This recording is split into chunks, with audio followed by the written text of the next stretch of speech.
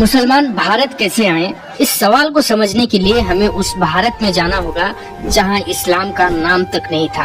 Profit हजरत मोहम्मद सल्लल्लाहु अलैहि वसल्लम के जन्म से पहले भारत 5 युगों से गुजर चुका था। सबसे पहले आया आदिम युग, जब इंसान जंगलों में रहता था, शिकार करता था और धीरे धीरे एग्रीकल्चर सिस्टम को सीख रहा था। फिर दूसरा सिंधु घाटी सभ्यता।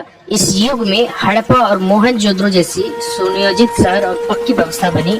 और फिर आया वैदिक युग, जहाँ वेदों की रचना हुई, गुरुकुल स्थापित हुए और भारतीय संस्कृति की मजबूत नींव रखी गई। इसके बाद आया मौर्य साम्राज्य। चंद्रगुप्त मौर्य और अशोक सम्राट के नेतृत्व में भारत के विशाल भूभाग को एक शासन के नीचे जोड़ दिया गया। और लास्ट में गुप्त साम्राज्य, जिसे भारत का स्वर्णयुग कहा जाता है। आर्यभट्ट जैसे महान वैज्ञानिक, कालिदास जैसे साहित्यकार और कला संस्कृति अपने चरम पर पहुंच चुका था।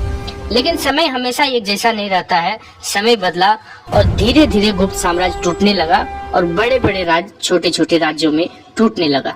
लेकिन तभी उसी समय भारत से हजारों किलोमीटर दूर अरब की धरती पर एक अलग ही दुनिया थी। इसे लोग जाहिलिया का दौर कहते थे, शराब, जुआ, मूर्ति पूजा।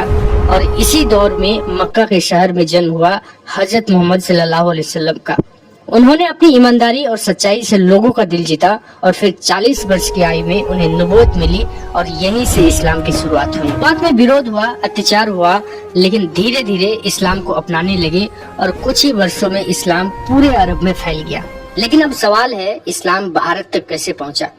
तो उस समय अरब और भारत के बीच सदियों से मसालों का व्यापार होता था और ये व्यापारी दक्षिण भारत के केरल के बंदरगाह पर नियमित रूप से आते थे। और इसी दौरान एक प्रसिद्ध लोक कथा सामने आती है। कहा जाता है कि केरल के कुंडुगलूर के राजा चेरामन पेरुमल ने एक रात चांद को 2 हिस्सों में टूटते हुए देखा। राजा हैरान रह गए और दरबार में किसी के पास जवाब नहीं था। तभी एक अरब व्यापारी ने बताया कि ये हजरत मोहम्मद सल्लल्लाहु अलैहि वसल्लम का एक चमत्कार है। तो यह बात सुनकर राजा इतने प्रभावित हुए कि वे अरब की यात्रा पर निकल पड़े। वहाँ उन्होंने हजरत मोहम्मद सल्लल्लाहु अलैहि वसल्लम से मुलाकात की और इस्लाम स्वीकार किया। लेकिन वापसी के दौरान यमन में उनकी तबीयत खराब हो गई और यही उनका निधन हो गया। मृत्यु से पहले उन्होंने अपने साथियों से कहा कि उनके राज्यों में इस्लाम का संदेश पहुंचाया जाए। और फिर इसी आधार पर केरल में बनी भारत की पहली मस्जिद चेरामन जुमा मस्जिद। लेकिन कुछ वर्ष बाद सदियां बीती और फिर आया मोहम्मद गजनबी, फिर आया मोहम्मद घोरी और उसकी जीत के बाद दिल्ली सल्तनत की नींव पड़ी और आखिर में आया मुगल साम्राज्य। इन सैकड़ों वर्षों में भारत की संस्कृति पर गहरा प्रभाव पड़ा। नई मस्जिदें और किले बने, उर्दू का विकास हुआ, खान पान बदला, पहनावा बदला और इस तरह एक नई सांस्कृतिक परंपरा का विकास हुआ।